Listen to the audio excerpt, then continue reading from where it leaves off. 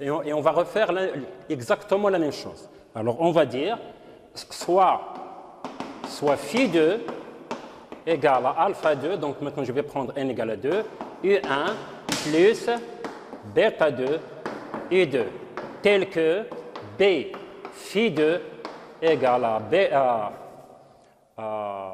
donc ici dans le premier problème, donc ça fait lambda 2 ou A2, enfin comme vous voulez. La deuxième valeur propre qu'on a trouvée, c'est moins h bar sur 2 phi 2. Voilà, et on va écrire ça sous forme d'une matrice. Donc ça fait 0 IH bar sur 2, moins IH bar sur 2, 0. Donc vous vous souvenez, ça c'est la matrice B qu'on a trouvée. Phi 2, c'est une matrice, c'est un quête qui est représentée par une matrice colonne représentée par les deux coefficients alpha 2, bêta 2, égale moins h bar sur 2, moins h bar sur 2, et vous avez alpha 2, bêta 2. Donc le même calcul, ça fait 0 alpha 2 IH bar sur 2 bêta 2, IH bar sur 2 bêta 2 égale à moins IH bar sur 2 alpha 2. Donc je simplifie et je trouve que le alpha est égal à, ici je pense qu'il y a un petit problème.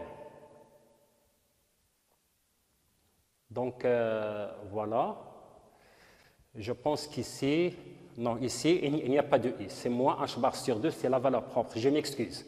La rapidité des moments, donc ça cause des petits problèmes.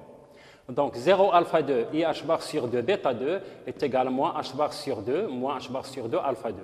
Donc je simplifie et je trouve que le alpha 2 est égal à moins i bêta 2. Si je prends le module, ça veut dire module de alpha 2 est égal à module de bêta 2. De la même manière, il faut que les vecteurs propres doivent être normés à 1. Donc on va faire le même calcul. Voilà. Donc il faut que phi 2 soit est égal à 1. De la même manière, donc je vais faire la même chose. Ça fait alpha au carré 2 plus bêta au carré 2 est égal à 1. Donc ça c'est si vous prenez le bras, ça fait alpha 2 étoile, c'est module de alpha 2 au carré. Bêta 2 étoile, ça fait module B2 bêta 2 au carré égale à 1. Et comme module de alpha 2 égale module de bêta 2, donc ça veut dire 2 fois module de alpha 2 au carré égale à 1, ça veut dire que alpha 2 est égal à 1 sur racine de 2 fois exponentielle d'un terme de phase qui n'a pas de signification physique pour notre problème. Donc on l'enlève. Alors, ici, on a trouvé que que alpha 2 égale à moins i bêta 2. Ça veut dire bêta 2, c'est moins alpha 2 sur i, donc c'est plus i alpha 2. Voilà, c'est i alpha 2. Voilà. Donc vous aurez phi 2 égale à 1 sur racine de 2. Donc si je remplace le alpha ici par 1, donc ça fait 1 i sur racine de 2. Donc ça fait i1 plus i2. Donc ça c'est le deuxième vecteur propre. Je vérifie mon résultat. Phi 2, donc ça fait 1 demi plus 1 demi égale à 1. Ça c'est normal. Phi 1, c'est la même chose. Maintenant phi 1, phi 2. Donc U1 égale à 1, U1, I2 égale à 0, U1, I2 égale à 0, I2 égale à 1, mais I fois I, ça fait I au carré, donc moins 1, avec le moins, donc ça fait phi 1, phi 2. Bon, je vérifie ici en calcul parce que ça peut vous causer un problème. Voilà. Donc, phi 1, phi 2 doit être égal à 0. Donc, U1 égale à 1, U1, I2 égale à 0, U1 est égal à 0, I2 est égal à 1, mais ici, vous avez I au carré, donc ça fait moins 1 avec le moins, donc ça fait 1 demi moins 1 demi égale à 0. Voilà. Donc je peux effacer ici.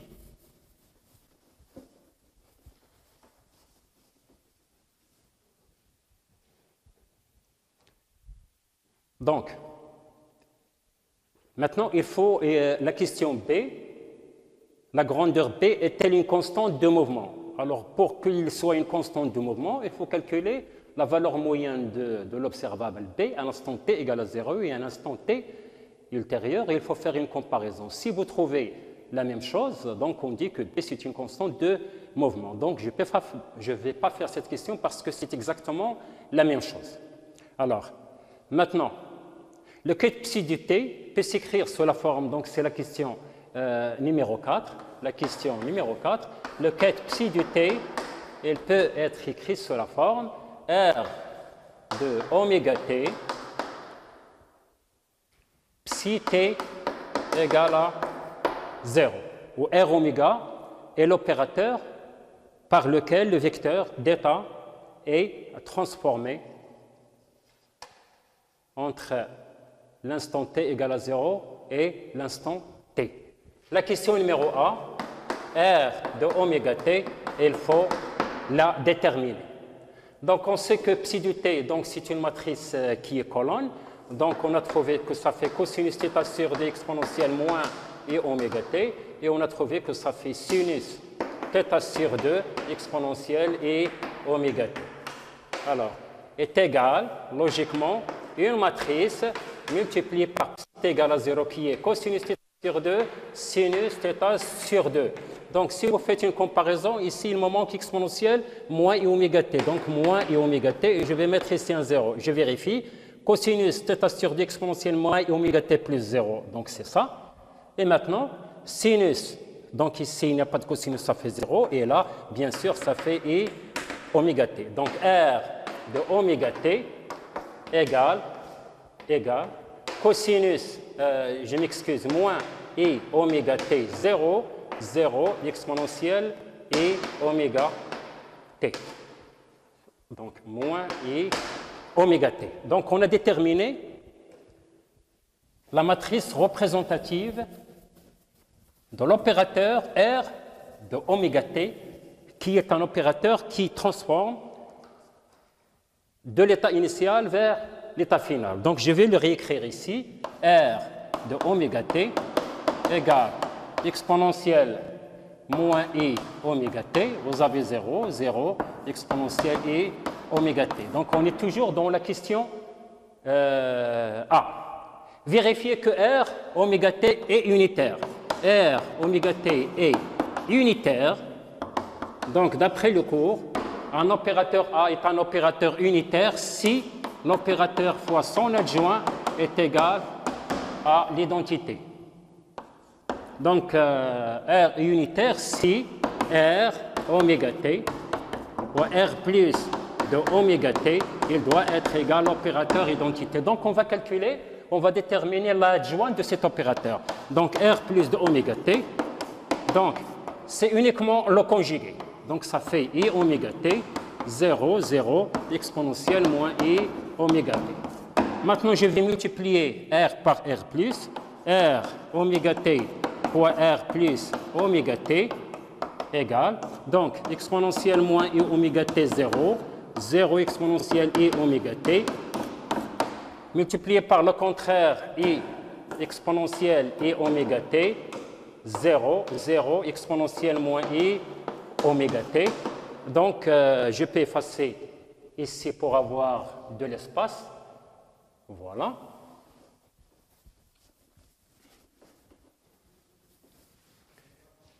Donc, ici, ça fois ça, ça vous fait 1, 0, 0, 1. Donc, ça, c'est la matrice unitaire. Donc, c'est l'identité. Donc, R de oméga t, c'est un opérateur unitaire. Pourquoi? Parce que le produit de R par R plus est égal à 1. Voilà. Donc, c'est bon. Je continue. Alors, exprimer R oméga t sous forme d'une combinaison linéaire de l'opérateur identité de l'hamiltonien H du système. Ça, c'est la question B. Donc, ça, c'était la question 1. Donc, ça, c'était la question 1. Je répète la question. Exprimer R de oméga t sous une forme entre l'opérateur A. Donc, il faut exprimer R oméga t en fonction de l'opérateur identité et H. Donc, je vais reprendre R oméga t, ça fait moins I oméga t 0, 0 exponentielle et oméga t égale. On sait que exponentielle moins I oméga t, ça fait cosinus oméga t moins I sinus oméga t. Vous avez 0, 0, la même chose. Cosinus oméga t plus I sinus oméga t. Donc, je vais le réécrire ici, c'est mieux. Voilà.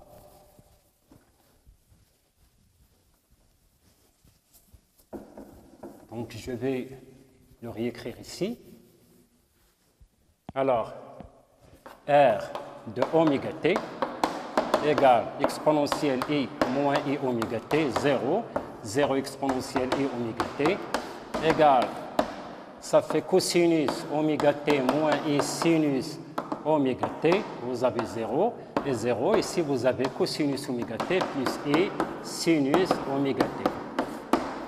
Donc, R de oméga t égale, donc je vais la séparer en deux matrices. Donc, ça fait cosinus oméga t 0, 0 cosinus oméga t plus ici, donc vous avez moins I sinus oméga t 0, 0 et sinus oméga t.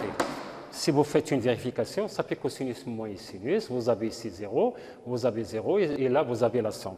Donc, R de oméga t égale, je peux mettre cosinus oméga t en facteur de 1, 0, 0, 1. Ici, je peux faire sortir le moins i. Donc, je vais faire moins i sinus oméga t, facteur de 1, 0, 0, moins 1. Alors, ça, c'est l'opérateur unitaire. Il me manque le h. Or, h égale à oméga a égale h bar sur 2 oméga, 0, 0 moins h bar sur 2 oméga. Donc, il faut que donc h est égal h bar oméga sur 2. Vous avez 1, 0, 0, moins 1. Donc, si je multiplie ici par l'inverse de ça, je peux faire apparaître le h. Donc, ça fait cosinus oméga t fois l'opérateur identité fois l'opérateur identité. Ici, je vais multiplier par l'inverse, donc 2 sur h bar oméga. Donc, ça fait moins 2 sur h bar oméga et sinus oméga t. Et vous avez h bar oméga sur 2, 0, 0, moins h bar oméga sur 2. Ça, c'est h. Donc, finalement,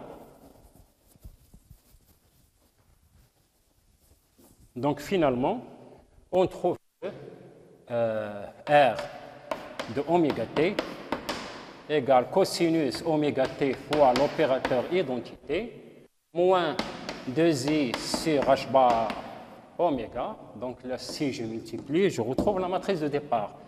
Sinus oméga t fois l'opérateur h. Donc, d'une manière générale, c'est-à-dire pour répondre à ce genre de problème, il faut connaître bien son cours. Il faut connaître tous les postulats de la mécanique quantique parce que généralement dans les problèmes de la mécanique quantique de ce genre, on pose toujours les mêmes questions. Il faut savoir qu'un opérateur hermétique, donc lorsqu'il est égal à son adjoint, et automatiquement il faut déduire deux choses. Les vecteurs propres doivent être, il doit former une base orthonormée pour que l'opérateur soit inobservable. Et bien sûr, quand on vous dit montrer que cet opérateur est hermétique, ça veut dire que si vous trouvez des valeurs propres, il faut qu'il soit réel. Il faut connaître comment on calcule la valeur moyenne d'un opérateur. Donc, vous avez 3 méthodes, mais généralement on utilise les deux méthodes. Soit la première méthode, la valeur moyenne d'un opérateur, c'est en fonction des probabilités. Et la deuxième méthode, c'est ce forme matricielle, c'est psi à psi. Alors si on vous demande de calculer la valeur moyenne d'un opérateur à l'instant t égale à 0 et à l'instant t, c'est pour vous poser la question que conclure, c'est-à-dire est-ce que c'est une constante de mouvement. Ça veut dire quoi? Si vous trouvez la valeur moyenne d'un opérateur à l'instant t égale à 0, ça fait psi t égale à 0 à psi t égale à 0. La valeur moyenne de l'opérateur a à l'instant t, ça fait psi t à psi t que vous devez, avant de la calculer, il faut déterminer l'état quantique d'un système à un instant t ultérieur. Ça veut dire somme sur k égale à 1 vers 2 ou 3, ça dépend de la matrice. Est-ce que c'est une matrice d'ordre 2 ou 3? De ck de 0 exponentielle moins i au 4t sur h bar phi indice k.